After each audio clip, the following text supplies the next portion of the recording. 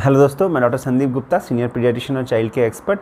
तो आज बात करेंगे बच्चों में वॉमिटिंग के बारे में। Welcome to baby help. हमारे सारे वीडियोस को सबसे पहले देखने के लिए सब्सक्राइब करें एंड रेगुलर अपडेट्स के लिए बेल आइकॉन पर क्लिक करें। वॉमिटिंग आना बच्चों में बहुत ही कॉमन सिम्टम्स है और अक्सर माँ बाप बहुत ज़्यादा परेशान हो जाते हैं जब बच्चों को वॉमिटिंग होते हैं। तो ऐसा क्या करें जो बच्चों की वॉमिटिंग रुक जाए ताकि बच्चा कुछ खाना खा सके, क्योंकि वॉमिटिंग के समय में सबसे बड़ी दिक्कत ये रहती है कि बच्चा कुछ खा नहीं पाता। जो भी बच्चा खाता है तुरंत वॉमिटिंग कर देता है, तो इससे माँ बाप पूरे परेशान हो जाते हैं। कभी कभी रात भर जग के बच्चों को खिलाते हैं और बच्चा फिर से वॉमिटिंग कर देता है, तो इससे वो बहुत ज़्यादा डर जाते हैं। कभी कभी क्लिनिक में आके वो एकदम नर्वस हो जाते हैं। तो सबसे पहली बात है, जो वॉमिटिंग हमें क्या करना चाहिए, वॉमिटिंग को रोकने के लिए जो दवाई होती है ना, उसमें दो तरह की दवाई होती है। एक तो होती है सिरप या टैबलेट जो हमें निगलना पड़ता है, वो स्टमक में जाके काम करती है। तो इसमें नुकसान ये होता है कि जब वो स्टमक में जाती है तो वॉमिटिंग से तुरंत बाहर निकल जाती है, तो उससे फ़ायदा नहीं होता। तो दूसरी टाइप की दवाई जो होती है वो माउथ डिजॉल्विंग टैबलेट या स्ट्रिप के फॉर्म में आती है। जो माउथ डिजॉल्विंग टैबलेट है उसको जैसे हम ऑनडेम या एमसेट एमडी के नाम से जानते हैं। माउथ डिजॉल्विंग, एमडी मतलब माउथ डिजॉल्विंग टैबलेट। सो जिससे क्या होता है कि वो माउथ में ही एब्जॉर्ब होकर वॉमिटिंग को रोक सकती है।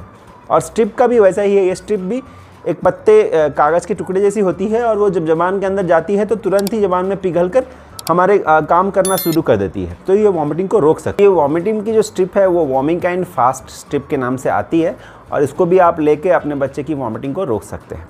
नाउ अब सबसे इम्पॉर्टेंट बात जो डिस्कस करना चाहता हूँ मैं कि वॉमिटिंग किस कारण से बच्चों में होती है। तो वॉमिटिंग के बच्चों में बहुत सारे कारण होते हैं, बट अधिकतर ज़्यादा से ज़्यादा टाइम पे ये फूड पॉइजनिंग, जैसे हम गैस्ट्रोएंटेराइटिस बोलते हैं, एक्यूट गैस्ट्रोएंटेराइटिस की वजह से होती है, जिसमें कि कोई भी वायरस या बैक्टीरिया पानी कंटामिनेटेड होने के या फूड कंटामिनेटेड होने की वजह से हमारे शरीर के अंदर चले जाते हैं और वो हमारे स्टमक को और इंटेस्टिन को वो हानि पहुंचाते हैं। और उसके स्टमक और इंटेस्टिन के इन्फ्लामेशन के कारण, उसमें जो संक्रमण होने के कारण बार बार बच्चा वॉमिटिंग करते रहता है। और वॉमिटिंग की वजह से क्या होता है, शरीर से पानी और सॉल्ट्स, इसेंशियल सॉल्ट्स निकल जाते हैं, जिससे कि बच्चा डिहाइड्रेट होने का रिस्क रहता है। तो यही वॉमिटिंग के सबसे कॉमन काज है। इसके अलावा भी कभी कभी फूड एलर्जी होना, कभी कभी फीवर होना, जैसे कि आपको ब्रेन में इन्फेक्शन हो गया या पेट में आंतों में इन्फेक्शन हो गया जिसमें अपेंडिसाइटिस या इंटेरोकोलाइटिस, ये सब चीज़ें होना, या अलग अलग तरह की बीमारियां जो कि क्रॉनिक बीमारियों की वजह से भी कभी वॉमिटिंग होती है। बट वो बीमारियां बहुत ज़्यादा समय तक लास्ट करती है, वो उसमें वॉमिटिंग सप्ताह भर से ज़्यादा देर तक होती है।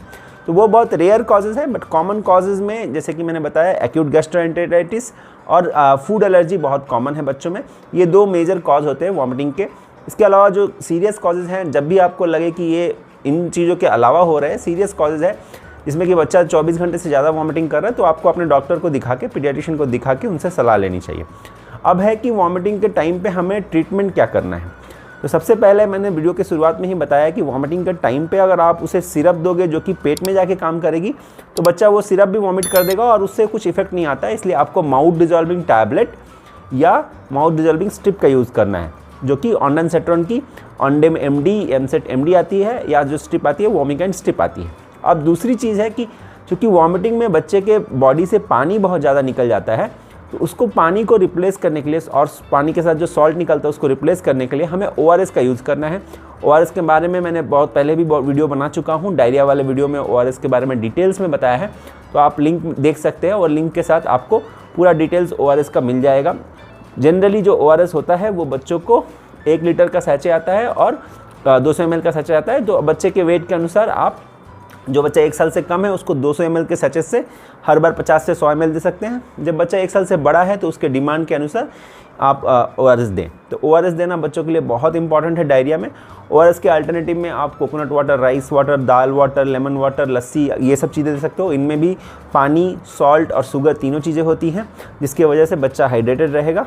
इसके अलावा कभी कभी वॉमिटिंग के साथ साथ हमें बच्चे की जो इन्फेक्शन है उसको ट्रीट करने के लिए कभी कभी प्रोबायोटिक की आवश्यकता पड़ती है।